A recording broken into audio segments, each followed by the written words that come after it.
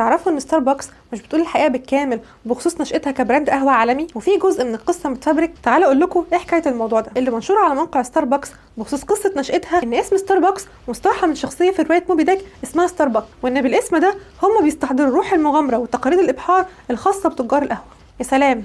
والحقيقه بقى ان اسم ستاربكس ما بتربطوش اي صله بالقهوه، لا من قريب ولا من بعيد. واحد من المؤسسين الثلاثه لستاربكس وهو جوردن بوكر اقترح ان اسم البراند يبدا بحروف اس تي عشان الاسامي اللي بتبدا بالحروف دي ليها طابع جريء. وفي يوم من الايام بوكر لاحظ خريطه تعدين قديمه متعلقه في مكتب شركته عليها بلد اسمها ستاربو، ومن هنا افتكر اسم شخصيه ستاربك في روايه موبي ديك. وبعدين الاسم اتحول من ستاربك لستاربكس، مفيش اي سيره استحضار روح المغامره في تجاره القهوه نهائي. ده كان تاتش عملته شركه ستاربكس عشان تخلي قصه البراند بتاعتها عاطفيه اكتر بحيث تاكل مع الناس. وعلى فكره ستاربكس مش هي البراند الوحيده اللي بتزيف قصه نشأتها، براندات كتير زي براند الايس كريم المشهور هيجن داتس اللي اصحابه اوهموا الناس انه براند اوروبي وتحديدا من الدنمارك عشان يوهموا الناس انها براند معتمده على كواليتي الشوكولاته الدنماركيه، وهم اساسا براند امريكي عادي جدا. طب ليه الشركات بتعمل كده؟ من اهم الطرق اللي بتلجأ لها الشركات عشان تربط المستهلك بعلامتهم التجاريه هي اللعب على العواطف. ولما بيحكي لك قصه نشأة وكفاح هو كده بيحاول